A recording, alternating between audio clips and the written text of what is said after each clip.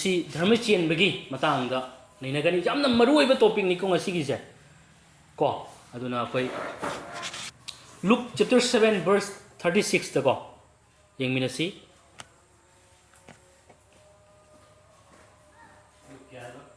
Luke 7 gi 36 ta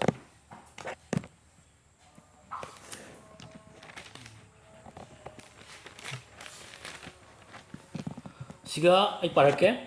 amay sung farising amagi farisi sing kanagumba amana ibungo bu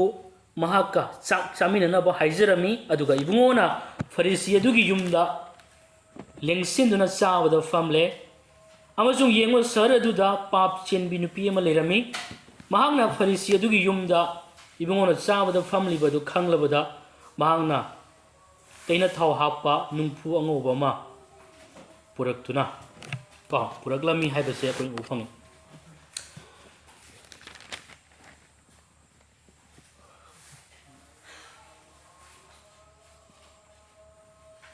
aduna farisi amana Yesu Christ se magi yumda invite to bani sakchamina na bagi damakta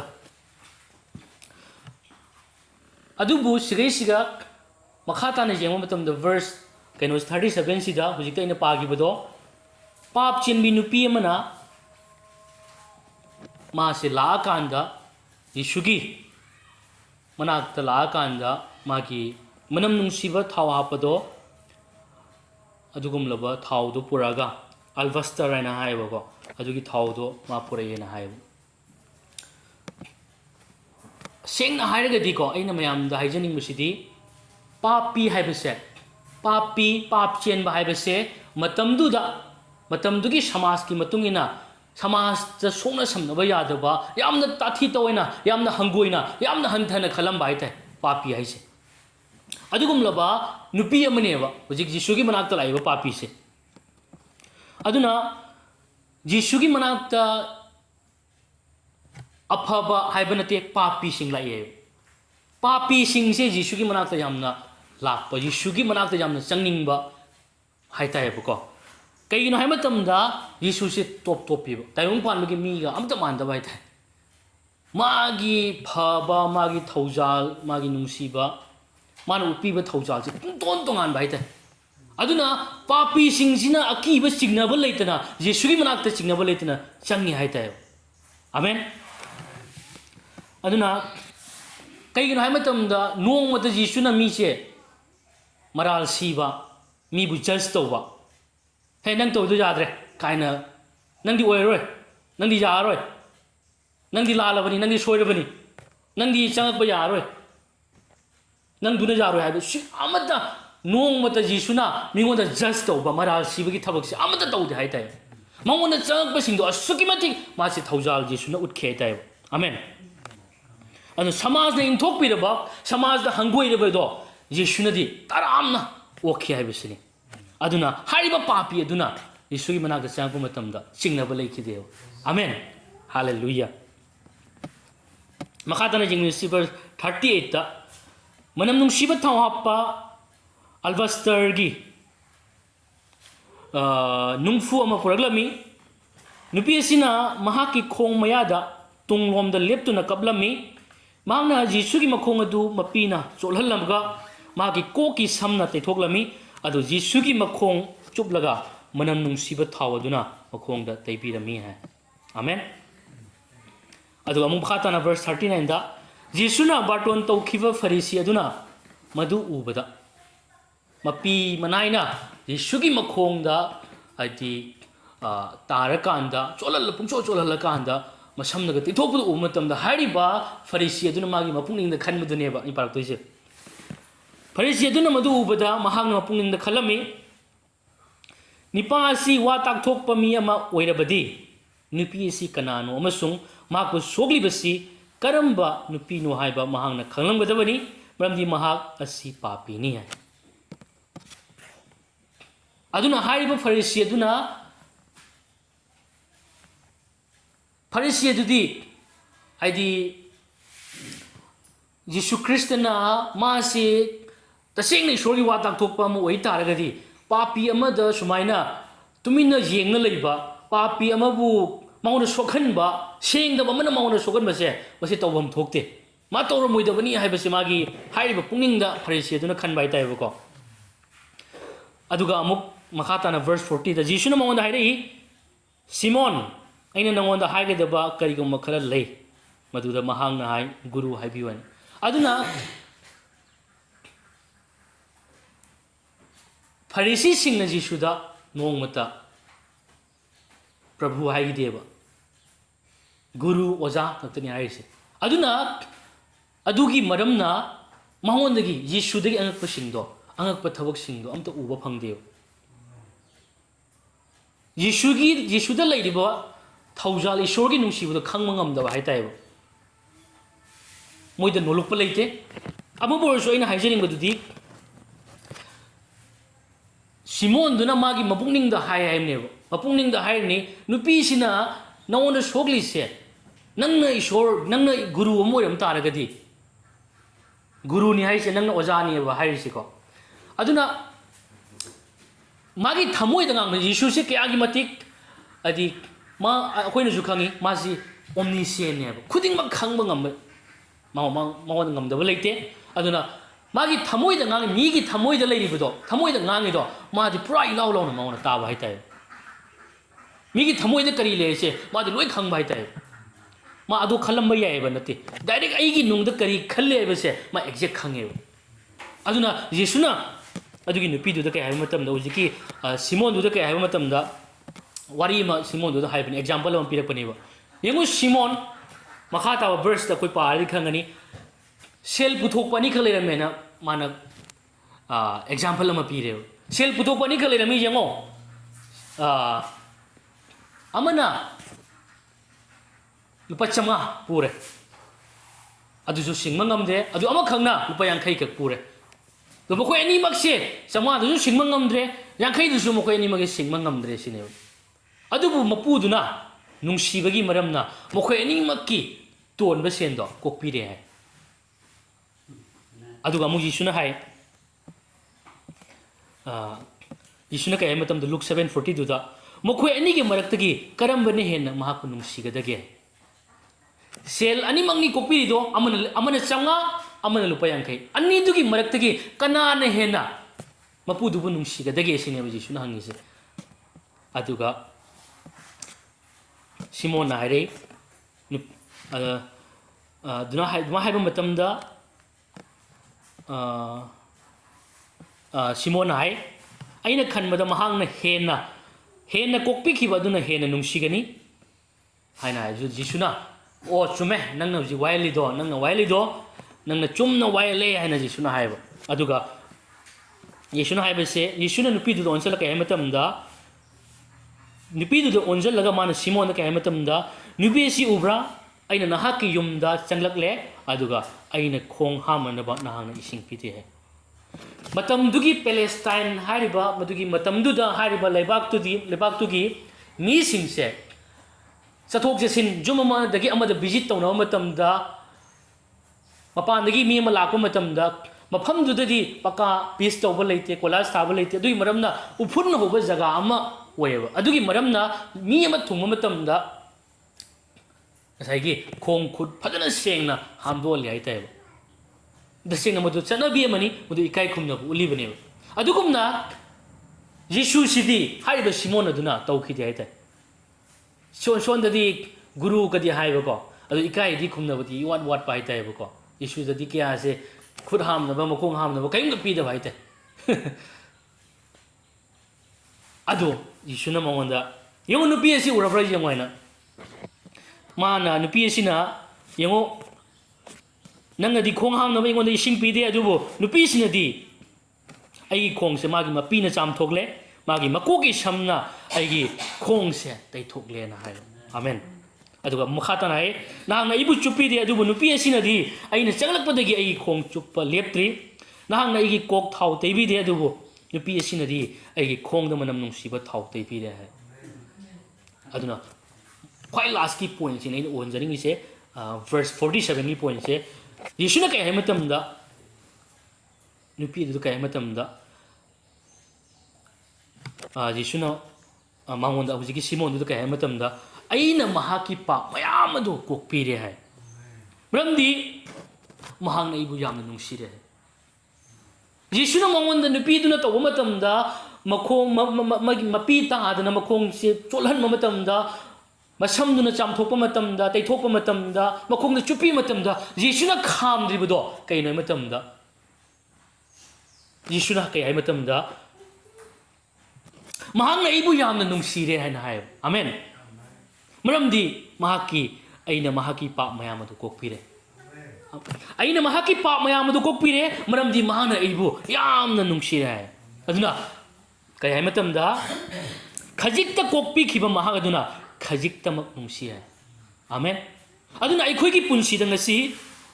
ꯄꯥꯞꯁꯦ ꯀꯌꯥꯒꯤ ꯃꯇꯤꯛ ꯑꯩꯁꯦ ꯀꯣꯛꯄꯤ ꯑꯩꯒꯤ ꯄꯥꯞꯁꯦ ꯑꯩꯉꯣꯟꯗ ꯀꯌꯥꯒꯤ ꯃꯇꯤꯛ ꯀꯣꯛꯄꯤ ꯍꯥꯏꯕꯁꯦ ꯈꯪꯕ ꯃꯇꯝꯗ ꯑꯩ ꯍꯦꯟꯅ ꯏꯁꯣꯔꯕꯨ ꯅꯨꯡꯁꯤꯕ ꯉꯝꯒꯅꯦꯕ ꯏꯁꯣꯔꯅ ꯑꯩꯒꯤ ꯄꯥꯞꯁꯦ ꯀꯌꯥꯒꯤ ꯃꯇꯤꯛ ꯀꯣꯛꯄꯤ ꯍꯥꯏꯕꯁꯦ ꯑꯩꯈꯣꯏ ꯈꯪꯕ ꯌꯥꯝꯅ ꯃꯊꯧ ꯇꯥꯏ ꯍꯥꯏꯇꯥꯔꯦ ꯑꯃꯦꯟ ꯑꯗꯨꯅ ꯑꯁꯦꯔꯦꯅ ꯄꯥꯞ ꯖꯥꯝꯕ ꯂꯤꯛꯄꯒꯤ ꯋꯥꯐꯝ ꯅꯠꯇꯦ ꯄꯥꯞꯇꯤ ꯄꯥꯞꯅꯤ ꯅꯨꯄꯥꯅ ꯇꯧ ꯅꯨꯄꯤꯒꯤꯁꯨ ꯄꯥꯄꯤ ꯑꯃꯅꯤ ꯅꯨꯄꯥꯗꯨꯁꯨ ꯃꯥꯁꯨ ꯄꯥꯄꯤ ꯑꯃꯅꯤ ꯀꯔꯤꯝ ꯈꯦꯠꯅꯕꯗꯤ ꯂꯩꯇꯦ ꯏꯁꯣꯔꯒꯤ ꯃꯥꯡꯗ ꯑꯗꯨꯅ ꯑꯩꯅ ꯁꯤꯒ ꯎꯠꯆꯅꯤꯡꯕꯗꯨꯗꯤ ꯏꯁꯣꯔꯅ ꯑꯩꯈꯣꯏꯒꯤ ꯄꯥꯞꯁꯦ ꯈꯔ ꯀꯣꯛꯈ꯭ꯔꯦ ꯍꯥꯏꯕ ꯅꯠꯇꯦꯕ ꯑꯗꯨꯅ ꯃꯤ ꯈꯨꯗꯤꯡꯃꯛꯀꯤ ꯋꯥꯈꯜꯗ ꯂꯩꯕ ꯑꯃ ꯂꯩꯀꯦ ꯑꯗꯨꯗꯤ ꯀꯩꯅꯣ ꯍꯥꯏꯕ ꯃꯇꯝꯗ ꯃꯤ ꯑꯌꯥꯝꯕꯒꯤ ꯋꯥꯈꯜꯗ ꯑꯩꯗꯤ ꯏꯁꯣꯔꯅ ꯌꯥꯝꯅ ꯀꯣꯛꯄꯤꯕ ꯑꯩꯉꯣꯟꯗ ꯂꯩꯔꯝꯃꯣꯏ ꯈꯔ ꯑꯃꯅ ꯏꯁꯣꯔꯅ ꯑꯩꯒꯤ ꯃꯌꯥꯝ ꯀꯣꯛꯄꯤꯈ꯭ꯔꯦ ꯍꯥꯏꯕ ꯂꯩ ꯈꯔ ꯑꯃꯅ ꯑꯩꯁꯤꯕꯨ ꯏꯁꯣꯔꯅ ꯀꯣꯛꯄꯤꯅꯤꯡꯉꯝꯒꯗ꯭ꯔꯅꯦ ꯑꯩꯒꯤꯗꯤ ꯑꯗꯨꯝ ꯄꯥꯞ ꯈꯔꯗꯤ ꯀꯣꯛꯄꯤꯔꯦ ꯏꯁꯣꯔꯅ ꯄꯨꯝꯅꯃꯛꯇꯤ ꯀꯣꯛꯄꯤꯒꯗꯤ ꯊꯥꯖꯗꯦ ꯍꯥꯏꯕ ꯃꯌꯥꯝ ꯑꯃ ꯃꯤꯑꯣꯏꯕꯒꯤ ꯋꯥꯈꯜ ꯑꯗꯨꯒꯨꯝꯕ ꯃꯌꯥꯝ ꯑꯃ ꯂꯩꯇꯕ ꯅꯠꯇꯦꯕ ꯑꯗꯨꯕꯨ ꯉꯁꯤ ꯌꯤꯁꯨ ꯈ꯭ꯔꯤꯁꯅ ꯄꯥꯝꯃꯤꯁꯤꯗꯤ ꯅꯪꯒꯤ ꯑꯩꯍꯣꯜ ꯑꯔꯥꯜ ꯈꯨꯗꯤꯡꯃꯛꯇꯣ ꯂꯣꯏꯅ ꯉꯁꯤꯗꯤ ꯀꯣꯛꯄꯤꯈ꯭ꯔꯦ ꯍꯥꯏꯕꯁꯦ ꯃꯁꯤ ꯈꯪꯕꯁꯤꯅꯤ ꯄꯥꯝꯃꯤꯁꯦ ꯃꯗꯨ ꯃꯇꯝꯗꯨꯗ ꯃꯗꯨꯒꯤ ꯄꯨꯝꯅꯃꯛꯇꯣ ꯃꯄꯨꯡ ꯐꯥꯅ ꯀꯣꯛꯄꯤꯈ꯭ꯔꯦ ꯍꯥꯏꯕꯁꯦ ꯈꯪꯗ꯭ꯔꯤꯉꯩ ꯑꯩꯈꯣই ꯏꯁꯣꯔꯗ ꯃꯄꯨꯡ ꯐꯥꯅ ꯅꯨꯡꯁꯤꯕ ꯉꯝꯂꯣꯏꯕ ꯑꯃꯦꯟ ꯑꯗꯨꯅ ꯑꯩꯒꯤ ꯄꯥꯞꯁꯦ ꯃꯄꯨꯡ ꯐꯥꯅ ꯑꯩ ꯀꯣꯛꯇ꯭ꯔꯤꯅꯦ ꯑꯩ ꯈꯤꯇꯪ ꯀꯣꯛꯇ꯭ꯔꯤ ꯈꯤꯇꯪꯇꯅꯤ ꯀꯣꯛꯏꯁꯦ ꯃꯄꯨꯡ ꯐꯥꯅ ꯀꯣꯛꯇ꯭ꯔꯤ ꯑꯩ ꯌꯥꯝ ꯋꯥꯠꯂꯤ ꯀꯣꯛꯀꯗꯕ ꯑꯩꯗꯤ ꯌꯥꯝꯅ ꯁꯣꯜꯂꯤ ꯌꯥꯝꯅ ꯄꯥꯞ ꯇꯧꯏ ꯑꯩ ꯏꯁꯣꯔꯅ ꯀꯣꯛꯄꯤꯔꯝꯒꯗ꯭ꯔꯥ ꯀꯣꯛꯄꯤꯔꯝꯃꯣꯏꯗ꯭ꯔꯥ ꯑꯩ ꯈꯪꯗꯦ ꯑꯩꯕꯨ ꯏꯁꯣꯔꯅ ꯅꯨꯡꯁꯤꯕꯤꯔꯝꯒꯗ꯭ꯔꯅꯦ ꯍꯥꯏꯅ ꯂꯩꯔꯤꯕ ꯏꯆꯤꯟꯅꯥꯎ ꯈꯨꯗꯤꯡꯃꯛꯇ ꯉꯁꯤ ꯌꯤꯁꯨꯅ ꯍꯥꯏꯔꯤ ꯅꯪꯒꯤ ꯄꯥꯞ ꯈꯨꯗꯤꯡꯃꯛꯇꯣ ꯑꯩꯅ ꯀꯣꯛꯄꯤꯔꯦ ꯍꯥꯏ ꯑꯃꯦꯟ ꯃꯁꯤ ꯊꯥꯖꯕꯤꯌꯨ ꯑꯗꯨꯅ ꯅꯪꯒꯤ ꯄꯥꯞ ꯈꯨꯗꯤꯡꯃꯛ ꯀꯣꯛꯄꯤꯔꯦ ꯍꯥꯏꯅ ꯈꯪꯕ ꯃꯇꯝꯗ ꯅꯪꯅ ꯏꯁꯣꯔꯕꯨ ꯍꯦꯟꯅ ꯅꯨꯡꯁꯤꯕ ꯉꯝꯒꯅꯦꯕ ꯑꯃꯦꯟ ꯑꯗꯨꯅ ꯑꯩꯈꯣꯏꯅ ꯀꯣꯛꯄꯤꯈ꯭ꯔꯦꯅ ꯈꯪꯕ ꯃꯇꯝꯗꯅꯤꯀꯣ ꯏꯁꯣꯔꯗ ꯍꯦꯟꯅ ꯅꯨꯡꯁꯤꯕ ꯉꯝꯗꯣꯏꯕ ꯀꯣꯛꯄꯤꯈ꯭ꯔꯦꯅ ꯈꯪꯕ ꯃꯇꯝꯗ ꯑꯩꯈꯣꯏꯅ ꯃꯤꯅꯤꯁꯇ꯭ꯔꯤꯁꯤ ꯇꯧꯔꯛꯄ ꯃꯤꯅꯤꯁꯇ꯭ꯔꯤ ꯉꯁꯤ ꯇꯧꯔꯛꯏꯁꯤ ꯀꯃꯥꯏꯅꯅꯣ ꯏꯁꯣꯔꯒꯤ ꯅꯨꯡꯁꯤꯕ ꯃꯥꯒꯤ ꯀꯣꯛꯄꯤꯈꯤꯕꯗꯣ ꯈꯪꯕ ꯃꯔꯝꯅ ꯀꯣꯛꯄꯤꯔꯦ ꯍꯥꯏꯕꯗꯣ ꯁꯦꯡꯅ ꯈꯪꯕꯒꯤ ꯃꯔꯝꯅ ꯏꯆꯪ ꯊꯧꯅ ꯇꯧꯕ ꯉꯝꯕꯩꯅꯦꯕ ꯊꯧꯒꯜ ꯇꯧꯔꯛꯀꯗꯕ ꯃꯌꯥꯝꯁꯤꯡ ꯑꯁꯦ ꯃꯥꯒꯤ ꯁꯦꯕꯥ ꯇꯧꯕ ꯉꯝꯗꯣꯔꯤꯕꯁꯤꯡ ꯑꯩꯈꯣꯏꯅ ꯉꯁꯤ ꯏꯁꯣꯔꯗ ꯉꯁꯤ ꯋꯥꯔꯁꯤꯞ ꯇꯧꯗꯣꯔꯤꯕ ꯃꯌꯥꯝ ꯑꯃ ꯑꯩꯈꯣꯏꯅ ꯇꯧꯐꯝ ꯊꯣꯛꯄ ꯃꯌꯥꯝ ꯑꯃ ꯇꯧꯔꯛꯀꯗꯧꯕ ꯑꯃꯗꯤ ꯉꯁꯤ ꯃꯔꯨꯑꯣꯏꯅ ꯇꯧꯐꯝ ꯊꯣꯛꯄ ꯀꯌా ꯑꯃ ꯏꯁꯣꯔꯒꯤ ꯊꯧꯒꯜ ꯇꯧꯕ ꯉꯝꯗꯕ ꯋꯥꯔꯁꯤꯞ ꯇꯧꯕ ꯉꯝꯗꯕ ꯑꯗꯨ ꯈꯛꯇ ꯅꯠꯇꯅ ꯇꯥꯏꯠ ꯑꯣꯐꯔꯤꯡ ꯑꯩꯈꯣꯏꯅ ꯉꯁꯤ ꯄꯤꯕ ꯉꯝꯗ꯭ꯔꯤꯁꯦ ꯀꯔꯤꯒꯤꯅꯣ ꯁꯦꯡꯅ ꯍꯥꯏꯔꯒꯗꯤ ꯄꯤꯕ ꯉꯝꯗꯕ ꯀꯣꯡꯒꯥꯏ ꯑꯃ ꯌꯥꯎꯔꯤꯁꯦ ꯀꯩꯅꯣ ꯍꯥꯏ ꯃꯇꯝꯗ ꯁꯦꯡꯅ ꯍꯥꯏꯔꯒꯗꯤ ꯑꯩ ꯃꯌꯥꯝꯗ ꯄꯣꯏꯟ ꯇꯧꯔꯒ ꯍꯥꯏꯕꯁꯨ ꯅꯠꯇꯦ ꯁꯦꯡꯅ ꯇꯥꯏꯠ ꯑꯣꯐꯔꯤꯡ ꯋꯥꯔꯁꯤꯞ ꯇꯧꯕ ꯉꯝꯗꯕ ꯊꯧꯒꯜ ꯇꯧꯕ ꯉꯝꯗꯕ ꯏꯁꯣꯔꯗ ꯃꯇꯝ ꯄꯤꯕ ꯉꯝꯗꯕ ꯆꯔꯆ ꯀꯥꯕ ꯉꯝꯗꯕ ꯃꯌꯥꯝꯁꯤꯡ ꯑꯁꯤ ꯀꯩꯒꯤꯅꯣ ꯍꯥꯏ ꯃꯇꯝꯗ ꯃꯄꯨꯡ ꯐꯥꯅ ꯌꯤꯁꯨꯅ ꯅꯪꯒꯤ ꯄꯥꯞ ꯑꯗꯣ ꯀꯣꯛꯄꯤꯔꯦ ꯈꯪꯗꯕꯒꯤꯅꯦꯕ ꯑꯗꯨꯅ ꯅꯨꯄꯤꯁꯤꯅ ꯌꯦꯡꯉꯨ ꯏꯀꯥꯏ ꯏꯀꯤ ꯋꯥꯡꯃ ꯂꯥꯜꯂꯒ ꯃꯗꯨ ꯁꯨꯡꯈꯪ ꯈꯪꯗꯕ ꯃꯈꯩ ꯃꯥꯅ ꯌꯤꯁꯨꯒꯤ ꯃꯈꯣꯡꯗꯣ ꯃꯥꯒꯤ ꯃꯄꯤꯗꯨꯅ ꯆꯥꯝꯈꯤꯕ ꯀꯔꯤ ꯍꯥꯏꯔꯛꯀꯗꯒꯦ ꯃꯌꯥꯝꯅ ꯀꯔꯤ ꯈꯟꯈꯤꯗꯒꯦ ꯍꯥꯏꯕꯗꯣ ꯄꯨꯝꯅꯃꯛꯁꯦ ꯃꯥ ꯊꯧꯑꯣꯏꯕ ꯂꯩꯇ꯭ꯔꯤꯉꯩ ꯏꯀꯥꯏ ꯏꯀꯤ ꯋꯥꯡꯃ ꯂꯥꯜꯂꯒ ꯉꯁꯤ ꯃꯥ ꯌꯤꯁꯨꯒꯤ ꯃꯅꯥꯛꯇ ꯂꯥꯛꯈꯤ ꯑꯃꯦꯟ ꯑꯗꯨꯒ ꯃꯥ ꯌꯤꯁꯨꯒꯤ ꯃꯥ ꯑꯗꯨꯃꯥꯏꯅ ꯃꯥ ꯁꯦꯕꯥ ꯇꯧꯈꯤ ꯍꯥꯏꯇꯥꯔꯦꯕꯀꯣ ꯑꯗꯨꯅ ꯃꯔꯝꯗꯤ ꯅꯨꯄꯤꯗꯨꯅ ꯈꯪꯉꯦꯕ ꯃꯥꯒꯤ ꯄꯥꯞꯁꯦ ꯃꯄꯨꯡ ꯐꯥꯅ ꯌꯤꯁꯨꯅ ꯀꯣꯛꯄꯤ ꯍꯥꯏꯕꯁꯦ ꯃꯥꯅ ꯌꯤꯁꯨꯅ ꯀꯣꯛꯄꯤꯕ ꯉꯝꯃꯤ ꯍꯥꯏꯕꯁꯦ मा खंबगी मरमना मा लाखिबनी हाइतायो आमेन अदुना अकोई सेंना हाइगदि पाप कोक्पीबा हाइबसे थाजब सिंगिदमक्ता याम मथौ ताबा हाइतायो आइदि थाजरबनिना सिगी मतंगसे नैनरसु यारे सिदी थाजब सिंग हाइगदबनी हाइबगी नतेब पाप कोक्पीबसे थाजब सिंगिदमक्ता से याउदना ब्लेसिंग अमते को एंजॉय तौब यारो से याउदना अखोगी पुंसीदा ईश्वरना तौहनिंगबा ईश्वरना हिंगनिंगबा पुंसी अमता अखोई हिंगबा ngमोय हाइतायो आइगी पाप से आइना ngasi अफबा महै यानबा पुंसी अमा हिंगबा ngमदोरिसे ईश्वरगी अनिंगबदे हिंगबा ngमदोरिसे सेंना हाइगदि आइगी पाप से कोक्पी खे क्याम कोक्पी खे बसे अइना तत्तना निंगसिंगबा मसिबु सेंगना खंगबा असिगी मपानदगी ने हाइतायो अदुगी मरमना अखोइना खंगी साम 103 दा कयबा मतमदा सुमाइना हाइ जेहोबाबु थागलु हे आइगी थवाई महाकी अफबा थबक पोमनमक काउथोकनु महांगना नहाकी अयोलराल पोमनमक कोक्पी हाइन हाइ महांगना नहाकी अयोलराल पोमनमक कोक्पी है आमेन हाइबा अफबा मयाम सिंगसे काउथोकनु हाइरिबो नंबु पाप मपुंग फाना कोक्पी खेसे सुंको काउबा जादबा हाइतायो अदुना अखोई आई थाजबा आई क्रिस्टियन अमोइना नसी मपुंग फाना आइगी पाप से कोख्रेबसे आइना खंगलिङै आइगी पुंसीदा थाजबा अमदा चेनगदबा मगुन आइखोइदा लेबम थोकपा मचत मयाम सिंगदो आइखोइदा अदुम लेरकनी हाइतायो आमेन अदुना कोक्पी खेबसे हे काउबा मतमदा क्रिस्टियन अमदा लेबम थोक मगुन दो अमता लेरोयबा लोय मांगिनेबा तप तम तौनने मांगथरकनी हेते मसी यामना चेक्सिन मथौ ताइ अमो अखोइ मखा ताना जिंगमिनसी अखोइ अनिसुबा पीटर की पदु मंगादगी पद मापनदा अंदंग जिंगमिनसी सुमाइना हाइ अनिसुबा पीटर चैप्टर 1 verse 5 तगी 9 दा सुमाइना हाइ मरम असिमगना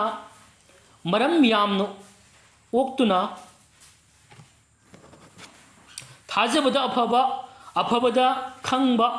खंबदा नसा खुदुम चंजबा नसा खुदुम चंजबदा खांहैबदा ईश्वर निंगबदा नचिना ओइबगी चानबा नचिना ओइबगी चानबदा नुंसीबा हापसेलु से अखोगी मचत नक्तनी को से अखोइदा ngasi लेबम थोकपा लेबा अदुगमलबा अखोइदा लेबम थोकु मचतनी हाइतायबो को करमनो मरम यामना ओक्तुना थाजबदा अफबदा खंबदा नसा खुदुम चंजबदा खांहैबदा ईश्वर निंगबा को ईश्वर निंगबदा नचिना ओइबगी चानबदा नुंसीबा हापसलोय सिगी मचत मयाम सिंग खांहैबा अफबा अदुगुमलबा थाजबा खुदुम इशा खुदुम चंजबा खांहैबा मयाम सिंग असे नुंसीबा मयाम सिंग असे बिलीवर अमदा सोइदना लेगदबा मचतनी हाइतायबा पाप को पीख्रे हैना थाजरिबा मिसक अमदा सोइदना लेगदबा मचतनी अदु मखाताना verse 8 तसमाइन हाइ मरमदि हाइबा सिंग असिना खोइदा लेदुना हेंगल लग्लबदी अइखोइगी इबुंगो यीशु ख्रिस्तबु खंगबदा पुनमग असिना नखोइबु कानदबा नत्रगा महि यानदबु एलोय अदुना महि सिंगसे अदुम अइखोइदे हेंगत फमथोइ मदुम हेंगत फमथोइ हाइबसिनी अदु verse 9 दा मरमदि हाइबा सिंग सि वाटपा हाइबा सिंग सि लेतबु जिका पाथोक्रबा थाजबा अमदा लेगदबा मचत महि मगुन मयाम सिंग से वाटपा लेतबु ओइतारगदी मदुगी मतंगदनी इन हाइतोइसिको verse 9 is my हाइबसिंग असि वाटपा महाक अदुदी मितांगी अमसुंग लाबना उबंगमदे अदुगा महाकी अरिबा पापसिंग अदु सेंगतोखरे हाइबा मदु महाना काउथोखरे हालेलुया हालेलुया अदुना स्नाउसिंग अइखोइगी अयोल अरालसिंग असे अइखोइगी पापसे मपुंग फाना कोखरे बसे अइखोइना काउबा मतमदा थाजबा अमदा लेबम थोकपा मगुन मचत मयाम सिंगदो लोय मांगथरकनेब ko ilai lai na lo ya de ko pa ko pi khre hai se ilai lai na lo ya de ma se hek ko ma tam da ai mi si mo ma to re ni hai bu do kham ra ma se kai no to se kai ma ngon da ma pi bana karam mano thaujal hai bana karam mano no luk bana karam mano aduna mayam sing se kare ai ni hoi chin da di hai gi ba jai phaja phaja wa hi ko adu practical lo na di amata uro ye akoi gi pun se practical se mathau tai practical lo lang na ba gi damak ta ko practical lo lang na ba gi damak ta di ai se matam leiba khibit ta ai gi pa pom na mak se na si ko pi khre ai pa ko pi khra ba mi sat ne be se ai ning sang mathau tai hallelujah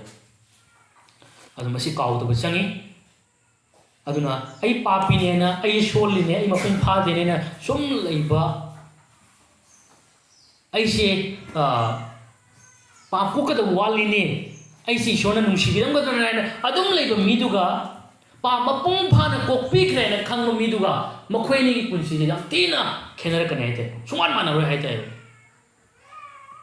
pa kok pi khre hai ba mi du na hingak pa du ga am thina khenar ka ne pa kok pi khre na thajari ba mi du gi pun si ja ti ang ba phang ba ishor gi machat matau magun amanu ishor gi sakhi pi ba ki ba leitana hari ba nu pi du na samaj ki minok maisa aki ba leitana ikai ki wang lala ka anda yesu gi manak ta changsil ki ba gumna yesu gi seba to ki ba gumna hari ba pa bong ba na kok pi khre na khang ba mi du di ma yesu gi tama siba na ba ki re amen ma yesu gi tama ma gi pun si se pol na hai ba ma le ai ne hing ba se christian ni du ga ngasi aina siba se tongjabani hai ba ko aina siba or ba su aina hingbo or ba su ai krista gi damuk tani hai amen aduna madukum na khoi ni chang thauna ngasi hingmangam dori se ai se ngasi pa pi sumanatre ai se pa ko khraba isat ni hai ba se ai khangma matam dani aduna ngasi ai khoi pa pi ni hai ba se ai sumai hai roi si pungko ko thokra si ngasi dagi di ai khoi krista da ai pa kokpi ba phangkhra anau ba misak ama ai oi re hai ba se masi da mi pham thamin ra si amen pa kokkhra ba mi ama oi bagi maram na ai ngasi krista da anau ba mi ama oi re karam anau ba mi no krista da righteousness dharma chen ma misa do ai ngasi oi re amen adu is no sing mamangda yamma ko taramani message adu loipunamak ngasi ekoi lamna thamaga na honana ai se ngasi ekoi karamai tawdana ai ngasi dharma chen boi reino ai ngasi krista da dharma chen base kana gi mapan gi oi ribino ai base ngasi ekoi amuk na honana ekoi khangdaba yade ko ai khangi ai bi wakan do ekoi thamna thamsi adu nungti numit khudingi kari haitai ekoi se ai se ai di ai amuk repeat to bai tai ai amuk makok tagi ai gi ai se karmai to da ai copy khri bano kamai to nai dharma chen mo re khino ore inu ai se masi koi phajana mek sen na khangaga thamoi lo shin jaw sang ai khange ai mayam ma ngasi pap to da ngasi mang nak chau the ga dharma chen ni da ga hibam thok da punsi ke nang na sana ba da ba lamchat sajata wangang sangamda amaga ngasai gi punba yada bagi phibamda mayam ma ngasi akoi thengnari ba asi kari gi nai matamda khangba du yadi thamoina phajana lotion ba mathau tai ai ta khre ai bu su jade phajana ai gi thamoida ngasi ai ta sengnamak prabhu na ipa ko pire ai ngasi ti prabhu da pa ko khraba misak ama oi bagi maramna anova mi ama oi phangzare anova mi ama oi bagi maramna krista da ngasi ai dharma chen bado ai oi re hai base masi koi thajamina se amen hallelujah aduna ngasi dharma chen ba habsi kari no isnau sin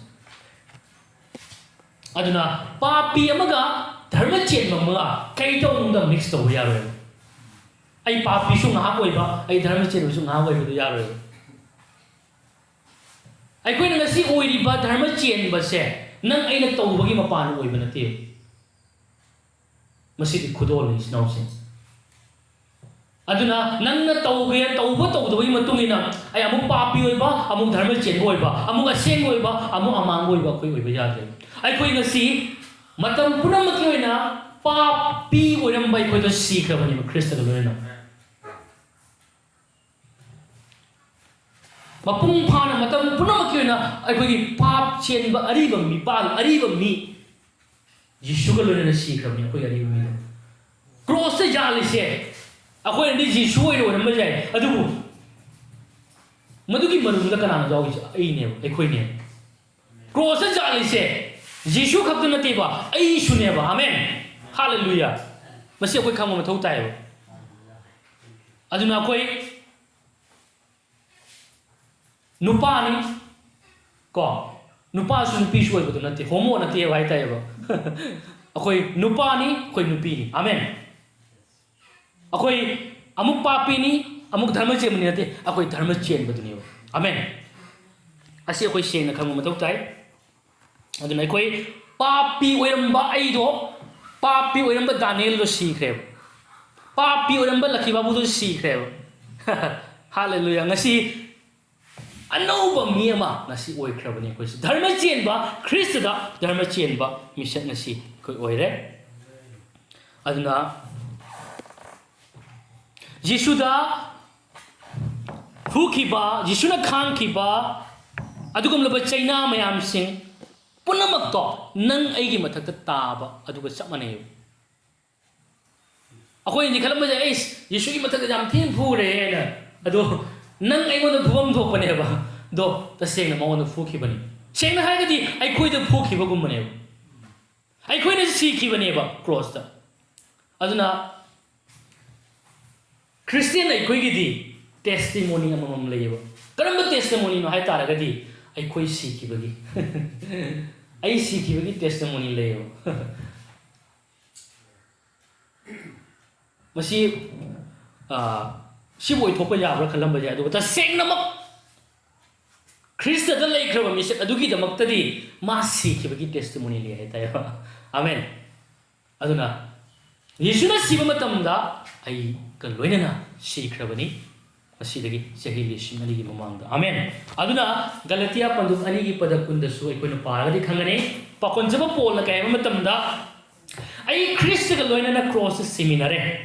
aduga aina hinglibasi aina hingman nate adubu Christ na ai gi nungda hinglibani Hauzik hakchang da hingjribasi ai bu nungsibiraba amasong masama po ai gi damak kathokpiraba Ishor gi masani padu thajabagi mapana ne hallelujah aduna ai ngasi Christ ga loina ai simina kre cross ta amen aina hingi se ai nate ai anova mi duni ai dharma chen mi duni amen pap yaudra mi duni ba dharma chen mi duni ba hanagi ariba mi ai do natre hanagi ariba Samuel pap chen ba nisa chabu do natre ba amen anova mi ma dharma chen mi ma ai koi oira bane koi kuding mang ni ko se hallelujah aduna pap chilam ba ruben do pang ting greba hallelujah aduna ani shuma Corinthians chapter 5 ki verse 17 da kay matamda maram aduna kana gumba amana Christ da leirabadi ma anoba khusem ni ariba pom namak lang thokre yengu pot pom namak ino no re hai hallelujah aduna yengu kana gumba hai nai sigari se ID nupa mana nupi mana hai deba nupa na traga nupi ana hai de kana gumba hai nai kana gumba sigi manungda chandaba mi kanam leitebo angang oiro ahan oiro nupa oiro nupi oiro pom namak jak punamak mitei oiro mayang oiro tribal oiro mizo oiro American oiro kana gumba hai sigi manungda chandaba amata leitebo Hallelujah. Aduna Krista kanagumba mana leire pamatamda kanagumba mi mana Krista leiba taragadi ma anova kusem new creation oire. Hallelujah. New creation. Anova punsi anova mishak anova mipala mama phangjareba magi ariba khuding to ariba sajal lichar ariba phatta pap ke machat khuding to cross ta jishuga punna sikreba. Amen. Hallelujah. Aduna ngasi jishuda ikoi leibase akoi hanagi to natre ako anova mi ama oirega ngasi leiribani habase koi chenna thajamina siba. Amen. Hallelujah. Hallelujah. Hallelujah. Aduna isnau sing ekoi hana papi ora mataraga su nasi Yeshuda ekoi lakpa matamda Yeshubu thajabagi maramda ekoi anoba khusem ama oire ekoi papi haibado ekoi sumoi oidre nasi. Hallelujah. Papi sumoi oidre Krista dharma chenba misaga do nasi oire haiba wapam me thamaga ai ngasi loisana batauge koi ishori mahumda changjabi nasi. Thagachari Prabhu nang hainingai letna thagachari Prabhu ngasi ibungo aikhoigi ngakpi bam thoktraba aikhoigi aiwalora khuding Prabhu ngasi nang ngakpi re Prabhu nang Calvary cross ta Prabhu miibna phangna da ba aikhoina phangmam thopa pap ki chera khuding Prabhu nang na thakta pubiduna ibungo ngasi di aikhoida phangpham thokta nangi thaujala to pibigi damak utpi bagi damak thagachari Prabhu nangi idugi mapana pap khajikta kopi banatana lomba nai do pap adugum laba lomba nai do matam phawgi damak aikoi aiwala Prabhu nang sam thokpire sengdokpire masi damak thagachari Prabhu anova misam on thokpiduna ngasi Prabhu aikoi nangon da dharma cheno misam amagumna ibungo nanga ohenbire singthabi bigi damak thagachari Prabhu. Thagachari Prabhu ngasi nangi nungsiba sigidam aikoi hariba oktabi nupi duna Prabhu nangi nafamda ichang thauna ikai ki wang lana changakhi Prabhu maramdi nangona changakpa matamda nanga thaujanbi nanga pap khuding ma kokpi gane sima khangi Prabhu nangi wahai ni swahai bugumna pap mayam ma kokpi khre na khangma matamda he na Prabhu nang nungsi gane Prabhu nang aikoi aiwala asuki mati khakchin ba leitana mapung phana cham thokhi ba kopi ba maramna Prabhu ngasi di nangi nungsi udai khoi da lei Prabhu lenga ngasi di lei re Prabhu anova misaka sida ibung nangi thawai sem nai khoi na thamoi unda Prabhu nangi nungsi ba hithabi Prabhu aikoi mahausa dagi oina Prabhu nangi nungsi ba machat chel ba mi on thokpi Prabhu. Hallelujah. Thagachari Prabhu nangi nungsi udai khoi na tan banataduna aikoi gi nung na ngasi hapire thambire Prabhu hena madudai maramna nangi nungsi bado aikoi hena khangba maramna Prabhu ngasi nangi aning maduda amasu aikoi aphaba machat kya ma thajaba amda leidaba machat mayam ma ngasi aikoi da lehan bire Prabhu mahri yalan bire masi dam thagachari Prabhu nang aikoi gi ayora Prabhu asuki mati aikoi Prabhu aikoi amukana aikoi gi pa ningsindarwe haiba adugumna Prabhu nangi wasak bibado aikoi da ngasi ibo thambi bigi dam thagachaba loina ngasi tamira Prabhu ikudi maki mathakta Prabhu anova punsi ma phangba loina Prabhu ngasi nangonda anova misaka moina dharma chen misaka moina harau bagal loina Prabhu ibo nangi aningmada ibo akiba leitana nangi daba akiba leitana hingmangam ba Prabhu borgi masak oiba nangi wahi si bohen bi haiba asigi prarthana si loina Yesu Christ ki name da haizel. Amen.